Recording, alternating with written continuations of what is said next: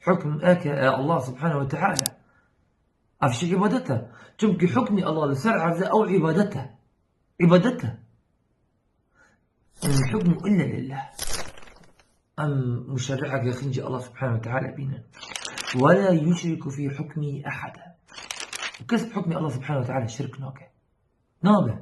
أف حكم طاغوتي قوانين وضعي إنه كان دبيرني علماني ومركزي وشيوعي وبعثي واشتراكي أفهمني حكم طاغوتا ضام خكرنا مشرعة ودام قانونا ضدنا وتشريعات ضدنا وخكرني ربا لفي دنيايا أبا طاغوتا يقرتا الله سبحانه وتعالى بجاء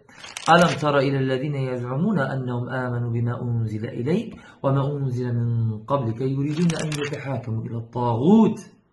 وقد أمروا أن يكفروا به ويريد الشيطان أن يضلهم ضلالا بعيدا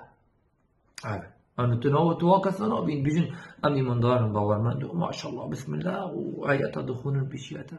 بوتين شي آيات دخون يريدون أن يتحاكموا إلى الطاغوت إرادة قلبية دل يوان دخاده وطاغوت هر تشتغل لسينوري خدر باسبو